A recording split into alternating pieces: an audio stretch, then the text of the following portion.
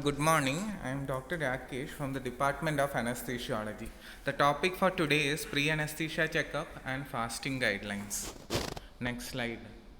Coming to preoperative evaluation, the preoperative evaluation is defined as the process of clinical assessment that precedes the delivery of anesthesia for surgical and non-surgical purposes.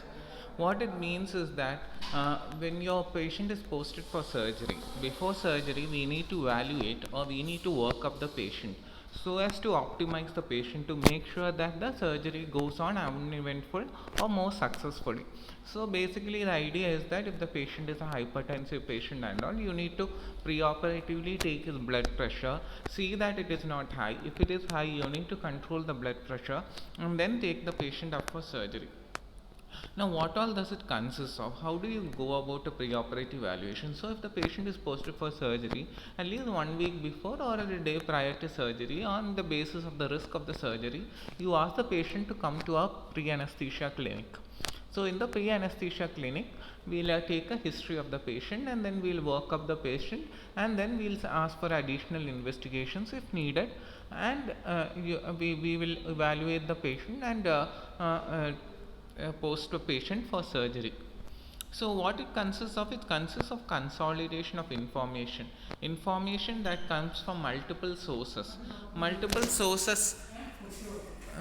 sources which include a patient's interview, multiple records, physical examination and findings from medical tests and evaluation. Next slide. Coming to goals, what are the goals of a pre-anesthesia checkup? What are you planning for? What are you aiming to get? The first thing is that to ensure that the patient is in the best optimal condition. Now, how do you go about it, and how you come? You will see it in the further slides. So, what you have over here is that you have to ensure that the patient is the best optimal condition. So, you have to find out what all risks the patient is having, and you have to control those risks, or you have to minimize those risks. Especially patients with unstable symptoms should be postponed for optimization prior to elective surgery. That means that if a patient is a diabetic patient and he is coming with a sugar value of around 400 and all those things, then you cannot post that patient for selective surgery. That is normal surgery, because a high value of sugar will predispose the patient to a lot of complications, hypoglycemia, hyperglycemic episode, post-op, it will delay wound healing and lot of other things are there. So basic idea of this is that if there is an unstable symptom or the patient is having an ECG changes and all, you have to optimize these patients. And also another thing is that during surgery we are going to give drugs, anesthesia drugs, and any drug, if you give a drug, it has got some effect as well as it has got some side effects also, and it can also trigger allergic reactions and other complications. So the idea is that the anesthesia drugs can deal with the human physiology. For example, if you give propofol and all, there is a chance that the BP will tend to fall. If you are giving a spinal anesthesia, there is a chance the sympathetic system is cut off and there will be an exaggerated parasympathetic response. So basically there will be again a fall in BP and all, and in those patients who have a low BP, all these are very very important and needs to be managed beforehand. So you need to identify these sort of high risk patients. So to identify these sort of high risk patients, they come to the pre-anesthesia clinic. Next slide.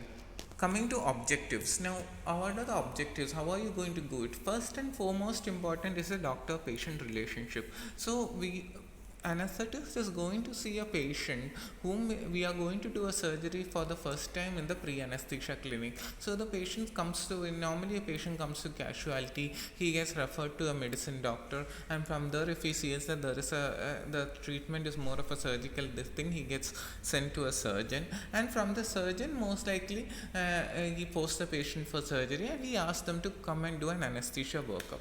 So normally we are seeing the patient first time in the pre-anesthesia clinic. And the first and foremost thing for us is to establish a doctor-patient relationship. That is what it means is that most of the patients don't know what sort of surgery it is, how long the surgery is going to be, what are the complications associated with the surgery, how long will they have to spend time in a post-operative ward, how is the pain going to be managed. is there any other complication. So we need to first establish a rapport with the patient, and you need to allay all the fears and also concerns that the patient is having. For that, the patient needs to first trust you, and for the patient trusting means that you have to establish a doctor patient relationship. You have to establish that trust, and now to establish the trust, first thing what you need to know is that you need to know about the patient. So the idea is the doctor patient relationship is to establish that trust. So first thing what you need to do is that you need to talk to the patient, find out where the patient is from, and try to find out more about the patient. So the first thing what you are going to do is the patient data. Coming to patient data, first thing is that the demographic data of the patient. So you will find out what is the age of the patient, the weight of the patient, where the patient is coming, the socioeconomic status of the patient, then how many family members are there, and then on the basis of this you will again go for more questions, and you will try to find out the risk associated with surgery. You will try to explain to the patient, which will come in the further slides. And also, and once all this is over, the investigations are over, then you will formulate an anesthetic plan. Now the formulating anesthetic plan also takes place in the PAC clinic. So based on the base of investigation, on the base of risk, you have to formulate a plan, like whether you are going to do under general anesthesia, a regional anesthesia, or a blockade. Even in a general anesthesia, what all drugs are you going to use? Some drugs are contraindicated in some patients. Some patients might be allergic to certain drugs. So the idea is that you have to formulate a plan on the basis of your pre-anesthesia evaluation. And the next thing is that you have to take a patient consent. So as soon as you are about to examine, you have to explain what you are going to do to the patient. You have to make sure that the patient is completely on board, that the patient consents to your examination. And also, if you are posting the patient for surgery, you have to explain the risks of the surgery, and you have to make sure that the patient also understands that in his or her own regional language, and from with that you have to take a informed consent form, should be signed by the patient as well as the bystander. Especially in pediatric patients, you need to make sure that the patient's relative or the parents or somebody is there, should be able to give a consent. And it is not just a consent, it's an informed consent in which you need to inform the patient with the risks of surgery, what type of surgery, how are you going to plan the anesthesia, what are the complications that you are expecting. And once the patient fully understands all the risk of the surgery, you have to make them sign an informed consent form. And all these things takes place most of the time in the pre-anesthesia clinic. Next slide. Now coming to steps of the pre-operative visit. Now first thing what you are doing when the patient comes to you is that you are going to do a problem identification or a problem assessment. So suppose you have a patient who is posted for lap appendicectomy. The most likely thing is that he is going to come and tell that he has got an abdominal pain. So our idea is that you find out what his problem is. Instead of simply posting the patient for surgery, try to work up what the problem is and try to make sure that this problem gets relieved. So first thing is that you have to identify what the problem the patient is coming for. The second thing is the risk assessment. Risk assessment means that you have to look for what all comorbidities the patient might be having. So suppose the patient might be coming for a lap cholecystectomy or any, and if the patient has got a hypertensive patient, if he's on a hypertensive medication, then you need to find out how long patient is being having hypertension, what all medications are the patient taking, what are the side effects of these medications. So basically the idea is that to find out the risk and all those things, work up the risk over there. Again, if the patient is a diabetic patient, if it's a long-standing diabetes, then you also have to look at how about his eyesight. You have to inquire about other symptoms which can be seen in long-term diabetes, like diabetic retinopathy, diabetic nephropathy, also peripheral neuropathy, and all those things needs to be worked up. And before you post the patient for surgery, also you need to look at the blood sugars. Is it controlled? If you do an HbA1c, it tells you how the control of the sugar is in the past 3 months, so you have a good idea. A patient with a well controlled sugar has got a far better successful surgery. So the idea is that to have a risk assessment of the surgery, if the patient is a thyroid patient, if it's a hypothyroid patient, whether she is on regularly taking medications and all those things, and you look at the values of the thyroid, is it normal, and all those things needs to be worked up. And then is the pre-operative preparation. Once you have worked up all those things, once you have done the investigation and you feel that the patient can be taken up for surgery, then comes the pre-operative preparation. Now for pre-operative preparation, what you are doing is that first you will explain the fasting guidelines to the patient. Basic idea is that you have nil per oral guidelines, which make sure that you are nil per oral for solids for 6 hours, for clear fluids it's 2 hours. So on the basis of that, you ask the patient to fast prior to surgery.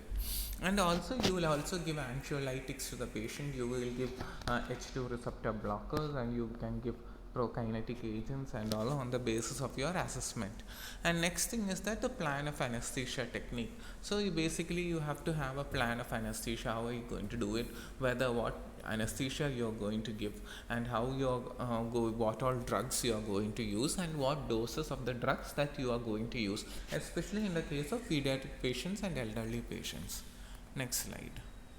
Now coming to once you have all this plan, and once you have taken a history of the patient, and once you have discussed the problem or the problem the patient is suffering from, then next thing what you do is that you can go for an examination. Now on the basis of this, first what you do is that you are divided into 4 phases. So phase 1 is history taking. That is what we have explained earlier. That is gathering of information. And then phase 2 is physical examination. On general physical examination, you examine the patient. Phase 3 is explanation.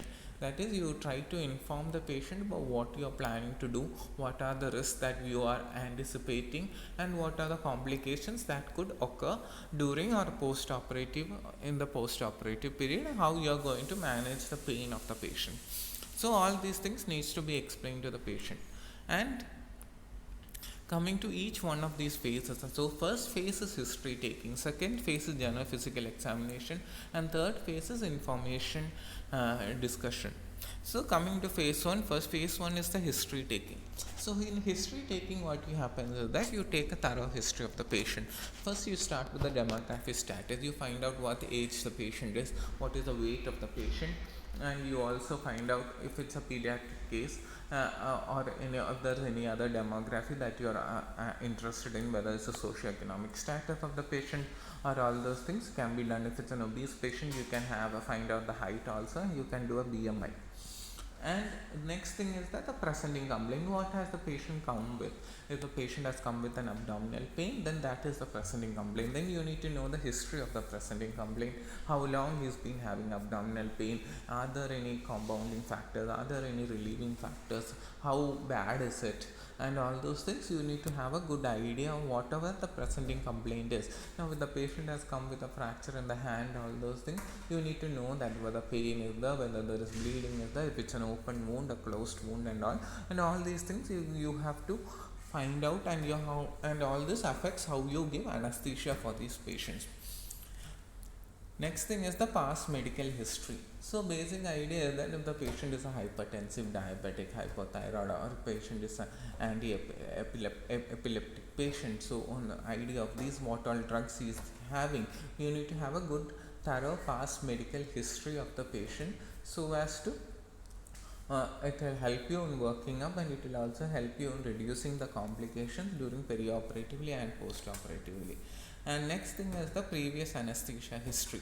You need to know if the patient has had any previous surgeries, if the patient is coming for a hysterectomy and patient has had 2 or 3 previous cesareans, or if the patient has had some abdominal surgery, then there is a chance of more adhesion. So the surgery could take a more time to take care. There could be a more amount of blood loss. You might have to arrange more amount of blood, and also you need to know about the allergic to medications. So if the patient is telling that he is allergic to paracetamol or something like that, or if the patient is allergic, especially a lot of patients are allergic to antibiotics, then you need to make sure that during the surgery or during post-op or pre-op, what you try to avoid those medications into which the patient is allergic to, and then you make sure that you give alternate medications. And also you need to also ask the patient whether patient has had any ICU admission, and especially after surgery, whether there was any delayed awakening, whether there was any awareness during the surgery, how was the pain controlled during surgery, did is why if it's a surgery in which whether there was any difficult intubation or anything like that. Sometimes the patient might know, so they should be able to tell us, so that you can work up these patients in an appropriate way, and you can modify your anesthesia to prevent the previous incidents. Now next is the drug history. Basic drug history is that what all drugs a patient is on, for what all comorbidities. So basically you need to know, and so that certain drugs we stop on the day of surgery, certain drugs we change, certain drugs we ask them to continue. Which all drugs come for each of these things will come in the later slides. Next is the family history. How is the family history? How supportive is the family to the patient and all those things? Is there somebody to look after the patient post surgery? And all these things you need to know. Also, the socioeconomic status of the patient is also important. And on the basis of all this history, you do also a systemic inquiry. If you want to ask any more questions, then you can do all those things. Next slide. Now coming to demographic details, basically you first have to make sure that the date and time of examination is entered. Whenever you enter anything, you have to make sure the date and time of examination is entered. Then you enter the patient's name, date of birth, age, weight and address of the patient, as well as a telephone number, so that if you have any further queries, you can actually contact the patient. Then you also need to have an idea of the source of referral. Most likely, most of the time, it is the patient who is given the history, but if it's in the case of pediatric patients or patients who are incapacitated, most likely it will be the relative who will be giving you the history. So that needs to be informed, who the informant is. And then you also have to mention the consulting doctor who is going to do the surgery, his name as well as his specialty. Then you also as I told earlier, basically the source of history is very important. Who is giving the history? If it is a patient, is it a relative, is it a caretaker? Then coming to physical examination, you have general physical examination. Here what you are doing is that you are just doing a clinical assessment of the general physical examination. Basically you're going to take a pulse of the patient, you're going to feel the pulse, you're going to measure the pulse, you're going to look at the rate, you're going to look at the rhythm, whether it is regular or irregular. And then next thing you're going to do, you're going to take the blood pressure of the patient. You take the blood pressure of the patient most of the time in the PAC clinic when the patient is sitting, and if you feel and on the basis of that, once you have taken the blood pressure, the next thing you can do is that you can take the temperature, and then once the temperature is taken, then next thing you can do is that you can use as SpO2 probe, and you can find out the peripheral oxygen saturation. Then you have to also look for other things like pallor. Pallor is basically, it's seen in cases patients who are anemic.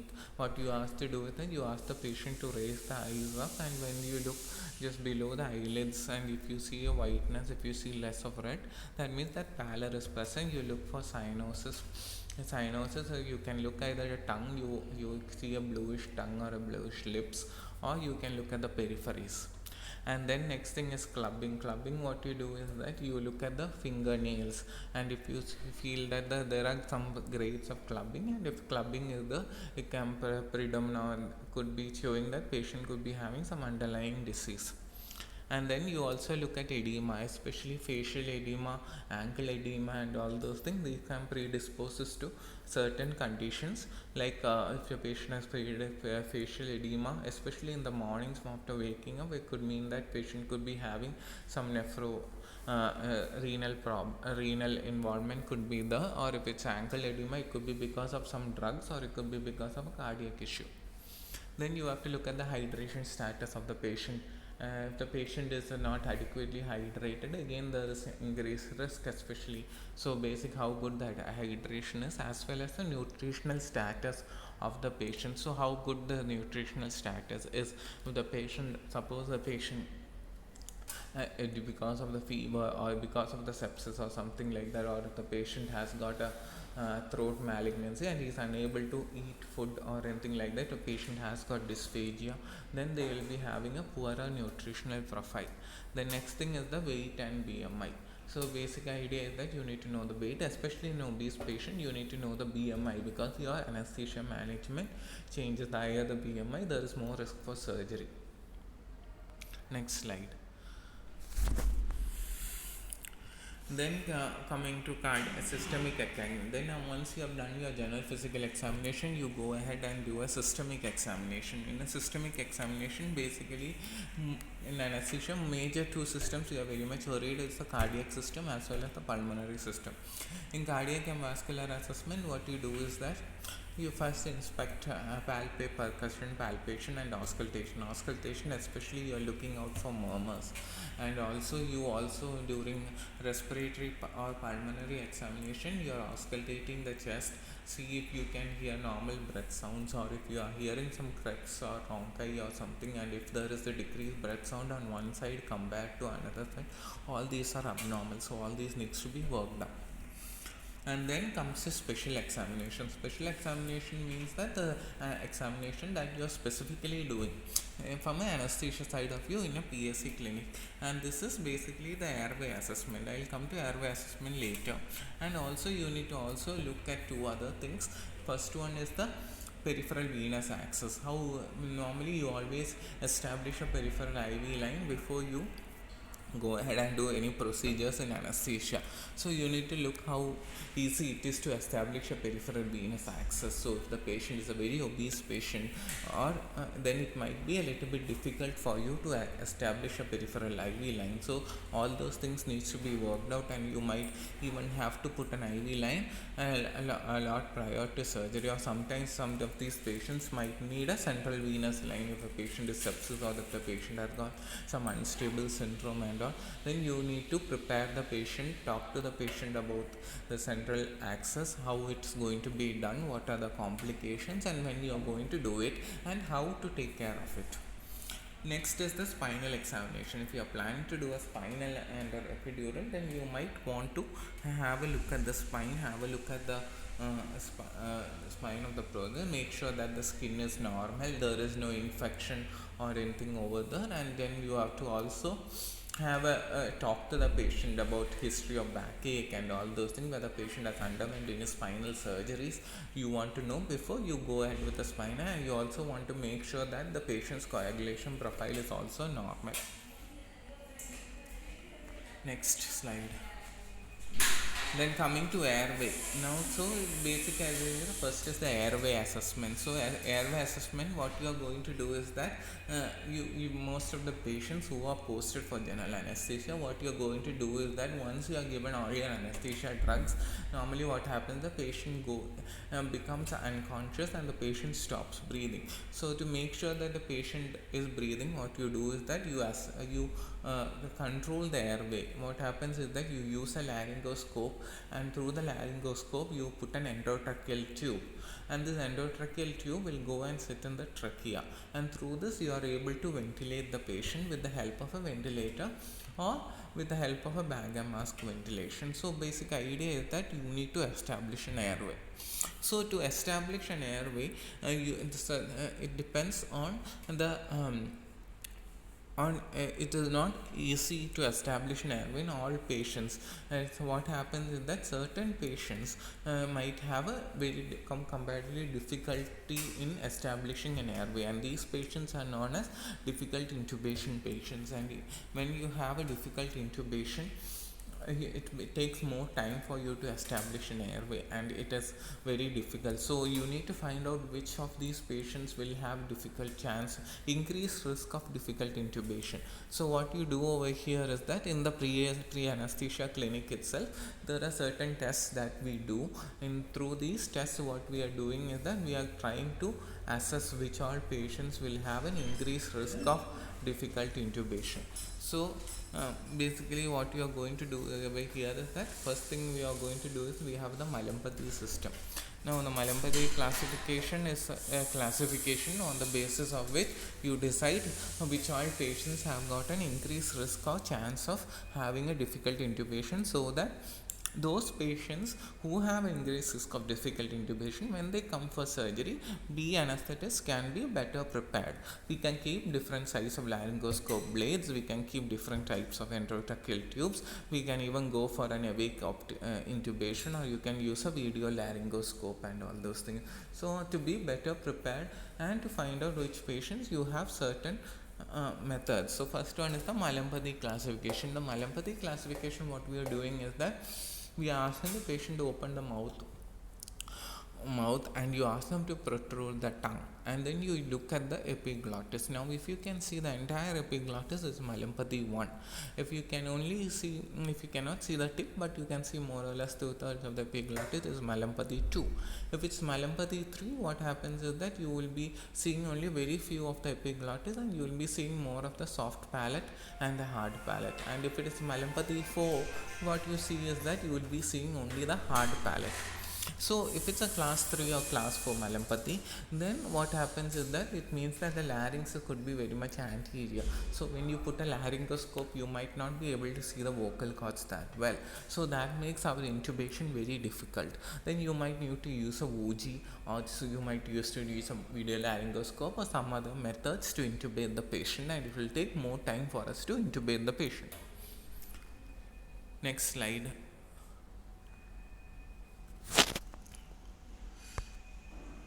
So this picture over here, it shows the Malampati classification. As I already told you, basically in class 1 you can see the entire the uvula. You can see the entire uvula, and here in Malampati class 2 you are not able to see the tip of the uvula, and you can see in Malampati class 3 you can just see the uvula. Mostly what you are seeing is the hard and soft palate, and in class 4 you are only seeing is the hard palate. Next slide. Now this is Cormack-Lehane grade. So just like the Malampati classification, you have another classification. This classification is what you see with the help of a laryngoscope. If you feel that through Malampati it could be a difficult intubation, when you are putting a laryngoscope in and see with a direct laryngoscope view, it's again divided into 4 grades. So grade 1 is you see most of the glottis is seen. Now the glottic opening is the opening between the vocal cords. Now if it's a grade 2, only the posterior portion of the glottis is seen, and if it's grade 3, on tip of the epiglottis. A grade 4, nearly either epiglottis nor glottis can be seen, only the soft palate is seen. So when you do a direct laryngoscope view, you or an ENT surgeon is doing that, what you can see is that if it's grade 3 or grade 4, it means that it could be a difficult intubation.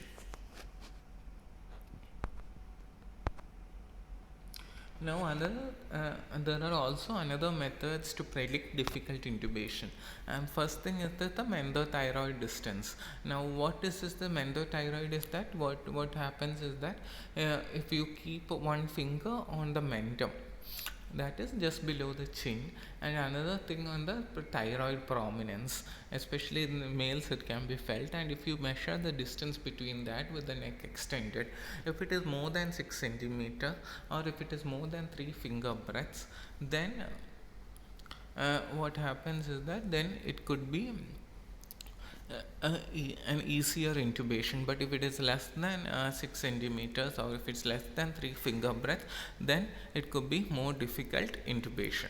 Again, the mentosternal distance also, if it is normally 15 centimeters less than that, it could predict that it could be a increased risk of difficult intubation. Again, neck movements.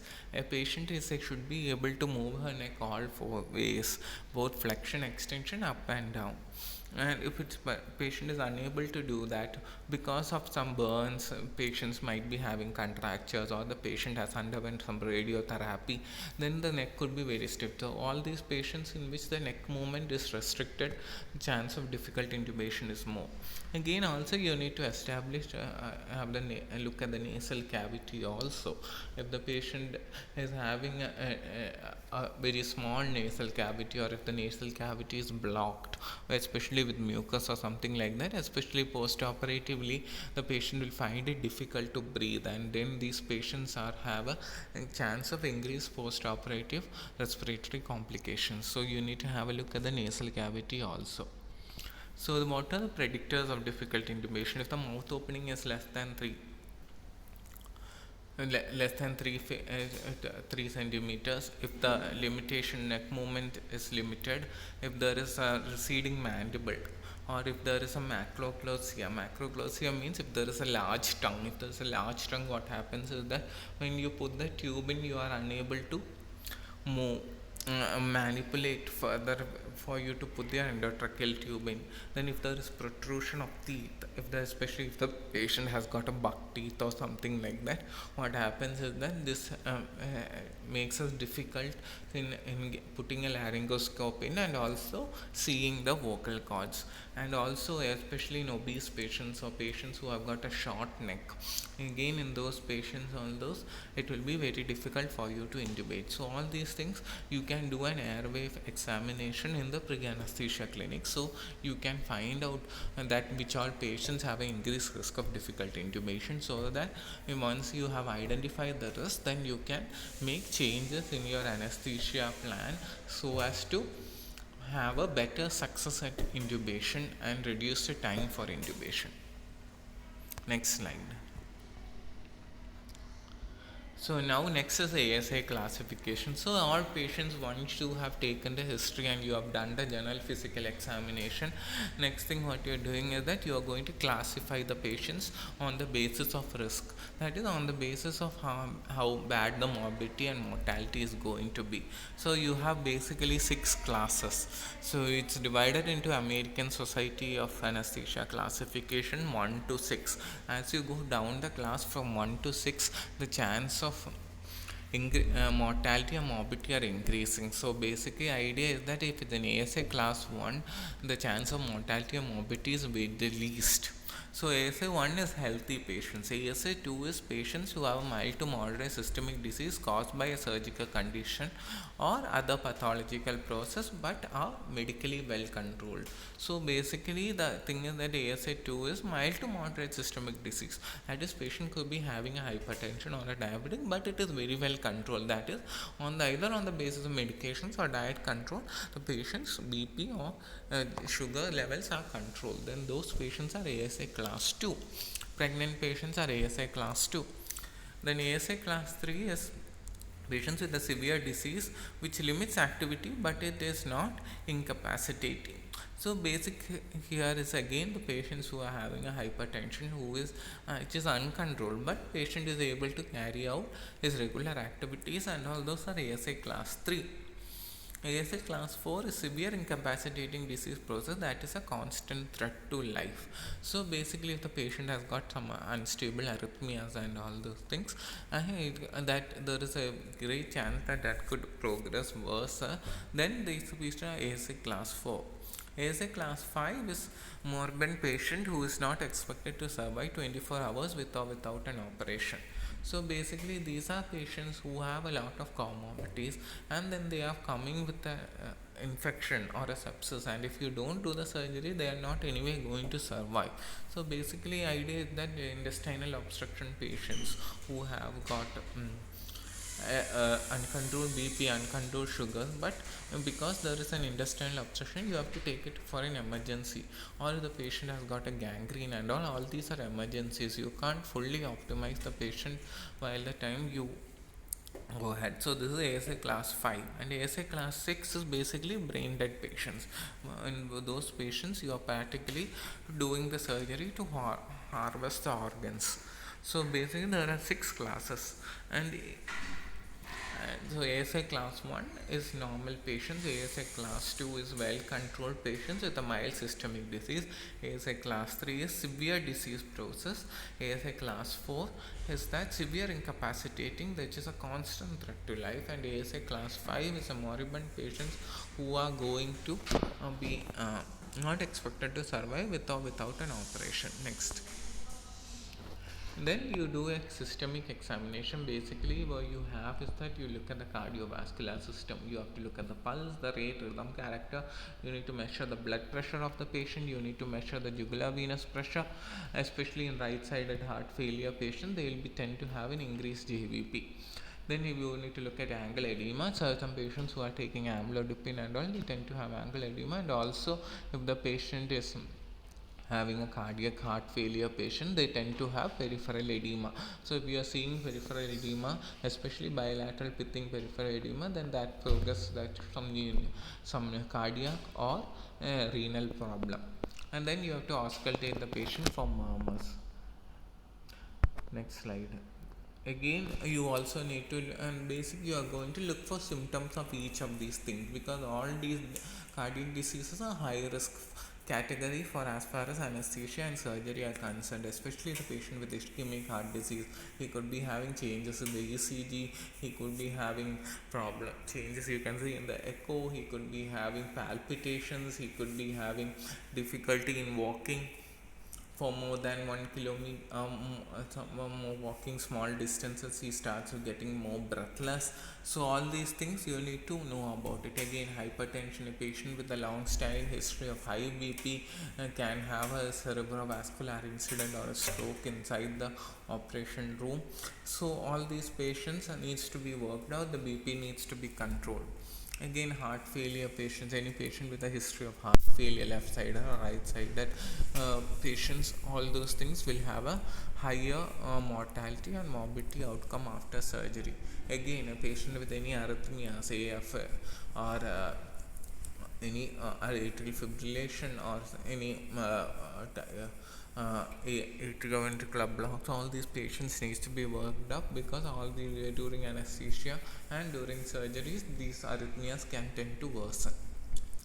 And next, peripheral vascular disease, especially a patient who has got a peripheral vascular disease where there is a narrowing of the peripheral arteries and all those things, then all these patients can have an increased risk of thrombosis, thrombophlebitis, as well as embolism. Next slide. So basically you have found, what we do is that we have a Lees revised cardiac risk index. So basically this index was found out to find out the risk, or to quantify the risk in patients who are going to undergo elective major non-cardiac surgery. So the idea is that patients who are going to undergo elective major non-cardiac surgery, that is, could be anything like a hysterectomy, a lap cholecystectomy, it could be a laparotomy. For all these patients, if they have a cardiac history, then they are at a higher risk, and you want to quantify how bad the risk is going to be, so that you can explain it to the patient. So this high risk type of surgery, basically you have the risk category is increasing on the basis if the patient has any of these following conditions. That is, if the patient has a history of ischemic heart disease, if the patient has got then they are at a very higher risk. Patient has a history of congestive heart failure, higher risk. Patient has a history of stroke or a cerebrovascular disease, again they are at a very higher risk. Then if the patient is gone on pre-operative treatment with insulin, that means patient is a long-standing diabetic, so they could have silent ischemia and all those things, so they are again at a higher cardiac risk. Then if the patient has got a pre-operative serum creatinine of more than 2, so basic idea is that if the patient has creatinine more than 2, that means the patient could have a nephro and this thing. So basic idea is that these patients can have a nephro involvement or renal involvement, so these patients might tend to have uncontrolled BP, and they are at a higher risk of having cardiac mortality or cardiac morbidities or perioperative cardiac events like such as a heart attack during or after surgery, or patient can have arrhythmias during or after surgery, which can lead to hemodynamic instability. They can have a very bad hypotension, which might, even with the help of vasopressors like noradrenaline or adrenaline, vasopressin and all, might not be able to pick up. So all these patients who have any of these things have an increased risk of cardiovascular morbidity and mortality. So basically, the patient has any of these, then you need to explain to the patient that there is increased chance, there is an increased risk of cardiac morbidity and mortality for this patient during or after surgery. Now another thing is that so how do you clinically predict the increased perioperative cardiac risk apart from the least revised cardiac index and the investigations which include a creatinine of more than 2? What major thing that you do is that you look at the functional capacity or metabolic equivalence. What it does is that it's basics on which how the patient is doing his daily regular activities. Now so that it means that if the patient can climb 2 flights of stairs, or if the patient can walk for 1 kilometer on a level ground, that means without getting breathless or without getting palpitation, that means that the patient has a less chance of having a cardiac morbidity or mortality. So these patients who are able to climb 2 flights of stairs are known as having a metabolic equivalent METs of more than 4. So any patient who have METs of more than 4 can be posted for elective surgery. That is, the chance of cardiac morbidity or mortality is less. So but if it and it goes in this METs system is classification from 1 to 10. So if it is 4 METs, you are able to climb 2 flights of stairs, but if it is 10 METs, is that these are very active people, athletic people or normal people, in whichever you are able to do swimming, you are able to do a tennis match, you are able to do play a football match. These are 10 METs. So as the METs increases, what happens is that they have chance of a cardiac morbidity or mortality post-operative to surgery is very less. But if the patient is 1 METs is basically the patient is only able to eat, dress, go to toilet, but if he walks just a little bit outside, he starts getting breathless, or he starts having some kind of claudication pain, and then he has to rest, and all these patients are higher risk for cardiac morbidity or mortality. So how you find out is you ask the patient what all patient can do, whether the patient can walk, how the patient is able to climb to 1 or 2 flights of stairs, does he get breathless, if if a patient walks for some time and if stays as he stops, then you need to find out what is the reason. Is it breathlessness, is it due to pain in the legs, or whatever the reason is that. And the idea is that once you assess the patient's functional status or functional capacity, you can again quantify the risk. So basically you will have to change your anesthesia management on the basis of the METs. So if the patient has got poor METs like 1 or 2, then you need to give very low doses of drugs, and you need to titrate drugs, and you need to make sure that there is no BP fall. Most likely patients with 1 to 2 METs, you might not go ahead with a spinal, because there tend to be a drastic fall in BP. You might go for an epidural or something like that. Then this is the blood pressure. What is normal blood pressure is less than 120/80. If it is more than 120/80, it is known as elevated blood pressure. And if it is hypertension, there is it divided into stage 1, stage 2 and stage 3. Stage 1 hypertension systolic is between 130 to 139 or between 80 to 89. Hypertension stage 2 is 140 or higher or 90 or higher. Hypertensive crisis is when it is more than 180/120, which is an emergency, and on the basis of this, so basically if the patient is coming with a BP of more than 180/120, you will not go ahead with a elective surgery. You will postpone. You make sure that if patient's pressure is controlled before you go ahead and do the surgery. Next slide. Again, coming to this is cardiac history, and now coming to pulmonary history and pulmonary examination. The patient could also have preoperative pulmonary complications. So basically, which include aspiration, atelectasis, pneumonia, bronchitis, bronchospasm, hypoxemia, COPD, and respiratory failure requiring mechanical ventilation. So you need to first auscultate the patient, you need to take a chest x-ray, you need to ask the patient whether the patient walks for a long time, does he have breathless, what is it, difficulty to breathe, if it's difficult, it could be a cardiac or a pulmonary complication.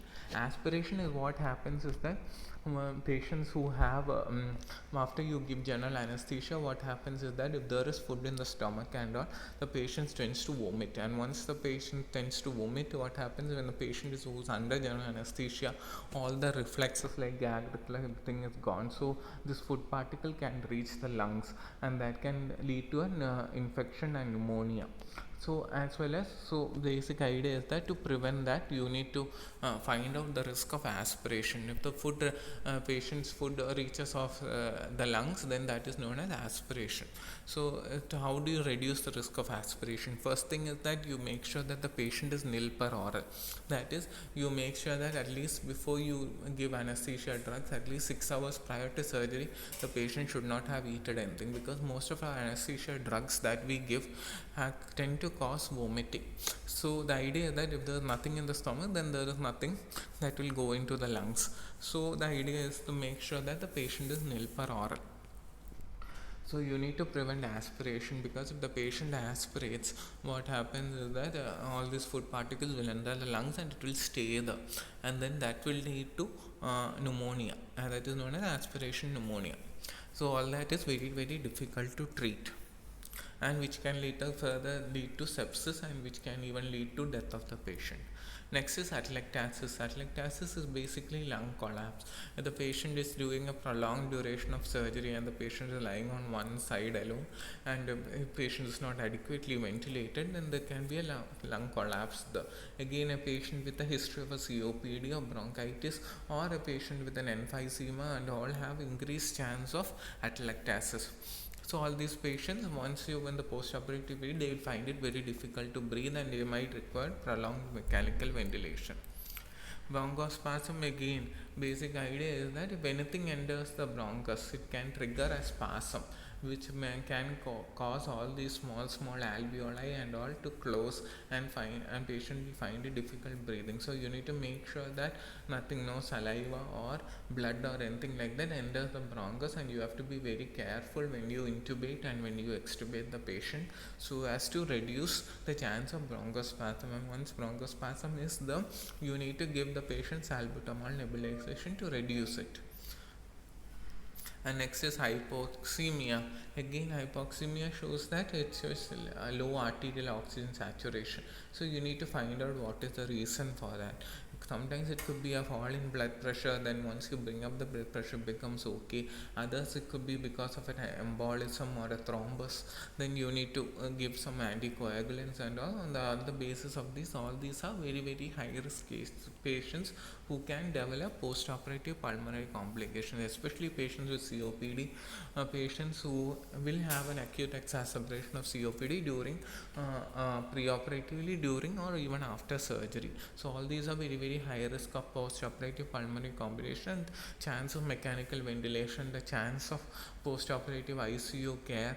All these things needs to be explained to the patient and its bystander before surgery. Next slide. Now these are the 10 factors that predisposes to aspiration. So first one is emergency surgery. Emergency surgery means that most likely the patient might have eaten something 1 hour back or something, or just have eaten, and patient could have come. So you cannot wait for 6 hours, especially if the patient is bleeding. If there is an arterial bleed or something like that, you cannot wait for 6 hours for nil per order. So you need to do something known as a rapid sequence intubation, and that is how you and you need to, and there is, but in all these patients there will be increased risk of aspiration. Next is inadequate anesthesia. If the patient is not fully under and you are trying to put a laryngoscope in, then the chance of aspiration is more. A patient has got an abdominal pathology, that is, a patient has got an intestinal obstruction or something like that, and if the patient has got a pylorus, or patients who have got underwent a Whipple and who are coming for surgery and all, they tend to have an increased risk of aspiration. Obese patients have an increased risk of aspiration because of the obesity. What happens is that the stomach could be a little bit more the curvatures of the stomach could be a little bit more less curved, so as to cause aspiration. Then in patients with an opioid medication, fentanyl or morphine, if the patient is on, they tend to have an increased risk of vomiting, and aspiration is there in these patients. Patients with neurological deficiencies, patients who are posed in lithotomy position. Lithotomy position is normally with the legs high up in stirrups and the patient is lying supine or head down. So in those patients there is an increased risk of aspiration. Then if it's a difficult intubation, when you are going to take more time to intubate, Then there is an increased risk of aspiration taking place if the patient has got a gastroesophageal reflux. These patients who have a GERD and all those things, they are increased risk of aspiration. Patients who have a hiatus hernia also has got an increased risk of aspiration. So if the patient has any of these symptoms, then you need to mark that these patients are having an increased risk of aspiration, and you will have to use anesthesia drugs and secure the airway as fast as possible, and you will have to give certain drugs in more quantities so as to prevent the chance of aspiration. Then once you have taken the history and all those things, then you will have to do an additional workup. So basically you will be sending the patient next for investigations. Now investigations, you have general investigations that you do for all patients. Basically it consists of CBC, that is a complete blood count, hemoglobin. Then you have a clotting screen in which you find out send for PTIN, bleeding time, clotting time. And then next is the liver function test, SGOT, SGPT, total bilirubin, direct bilirubin. You have to find out if the liver is normal. Then you have renal function test, urea, creatinine.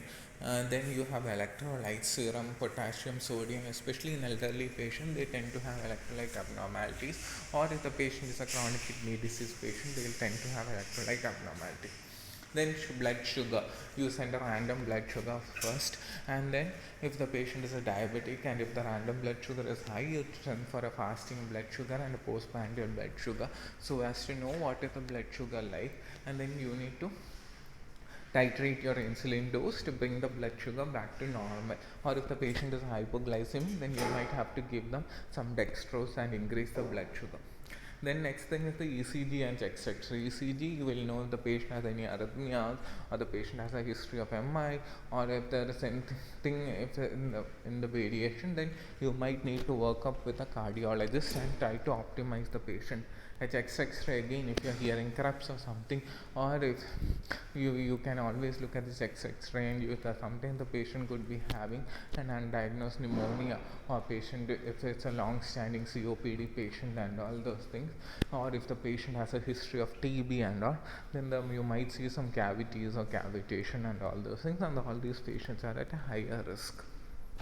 These are basically the normal investigations, but on the basis of the patient's hypothyroid, then you can ask for thyroid function tests. If the patient is on a long-standing anti-epileptic treatment, then you can ask for an LFT, a complete liver function test. Also, on the basis of these things, you can ask for other investigations which will help you change your anesthesia management plan to better suit the patient you are going to give anesthesia to. Then once you have your history taking is over, once your investigations are over, then next thing is you are going to prepare the patient for anesthesia. Once all this is over, you have asked for cardiac consultation, nephro, neuro, and all those things have come, and you have formulated a plan. Then the next thing is that you need to go ahead for preparation of anesthesia. How are you going to prepare the patient? So first thing is the patient consent. Always you have to take any informed consent of the patient before you take the patient in for surgery. He needs to be explained all the risks which are associated with the disease, how you are going to do the anesthesia, the risk associated with anesthesia, complications because of your anesthesia plan, complications due to the surgery, post-operative plan of management.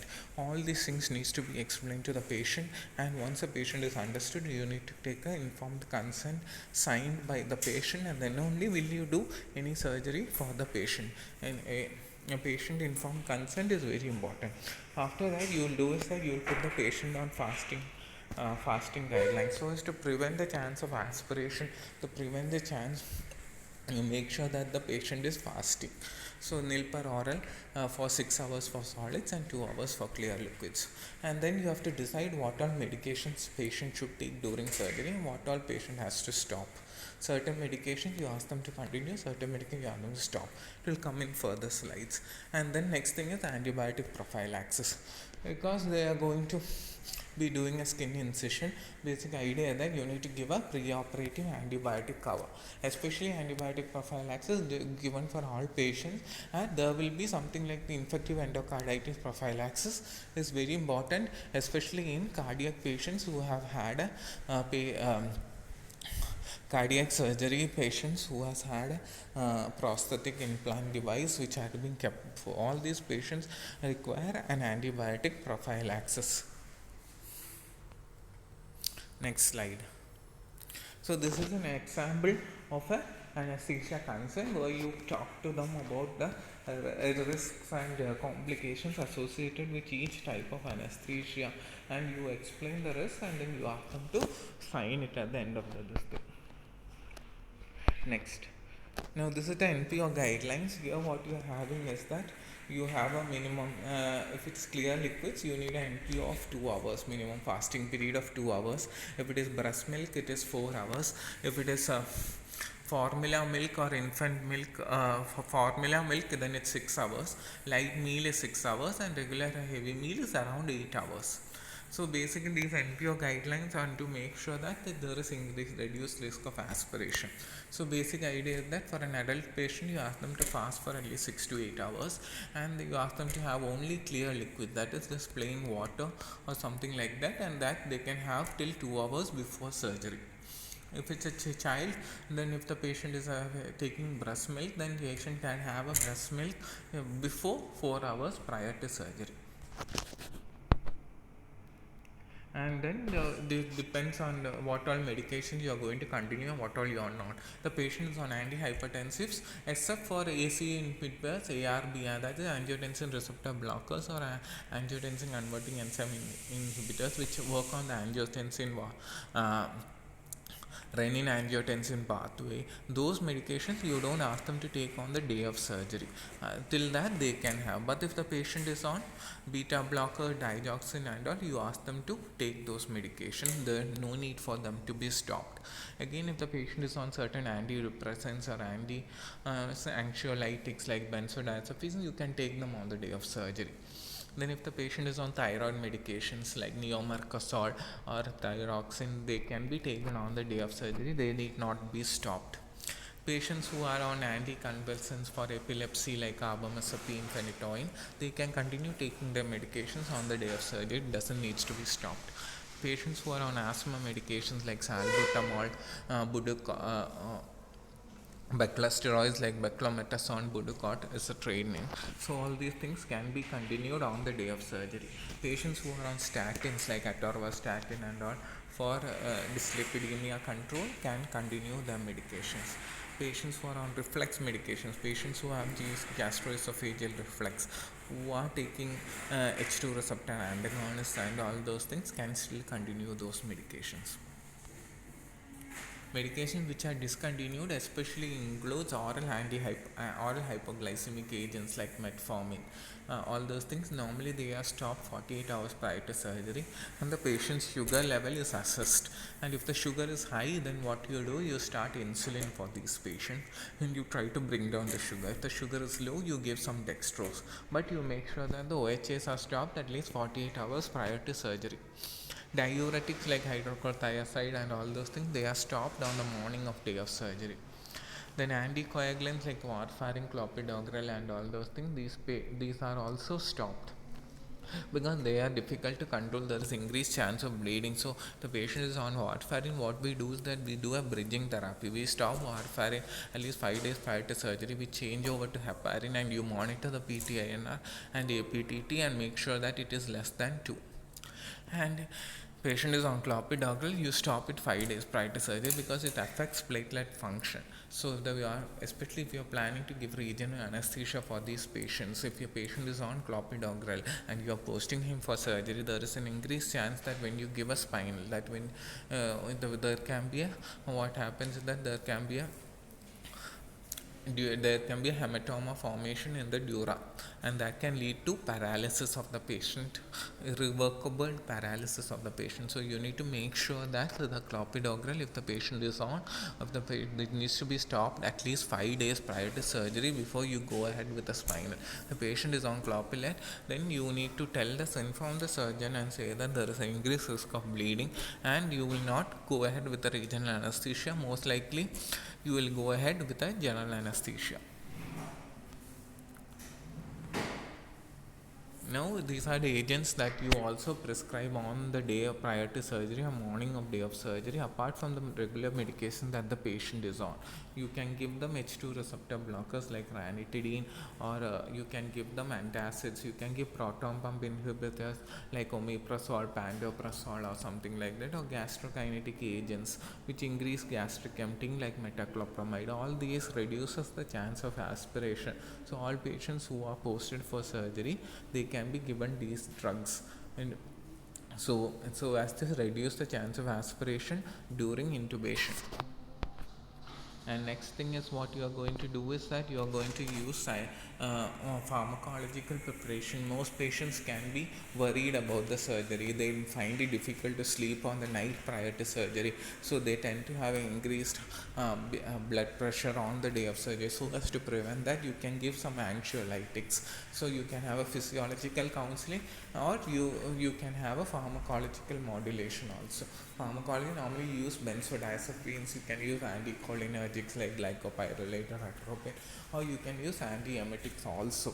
These help to especially benzodiazepines help to control the anxiety that is present in the patients. Some patients might be very much anxious prior to surgery, and also antiemetics can be used to reduce the risk of aspiration. And last is the antibiotic prophylaxis. Basic idea is that you normally what you give something like cefuroxamine or something like that. Basically cephalosporins are very much preferred. They are because there is a chance that you are going to incise the skin. There is a small chance all those microbes on the skin might enter into the body. So if you give a antibiotic coverage, especially with third generation cephalosporins, it can help prevent the risk of infection. So especially if it's an intestinal surgery or anything like that, and if there is a leakage of fecal matter and all those things, then you need to you need to give anaerobic or gram-negative coverage is very much necessary. And also you also need to ensure that this antibiotic must be administered at least 30 minutes prior to 1 hour prior to incision. If you are giving the antibiotic after incision, it doesn't have much of an effect. The antibiotic needs to reach the bloodstream, and it needs to have a level in the bloodstream for it to act. So just before the incision, basically at least 30 minutes to 1 hour prior to incision, the antibiotics needs to be administered for the patient. Thank you. This is a basic idea. I hope that you have developed a basic idea of what happens when a patient who is posted for surgery comes to a pre-anesthesia clinic, what we anesthetists do, how we optimize these patients, and what all preparation that takes place for these patients prior to surgery from an anesthesia side point of view. Thank you very much for listening to my lecture.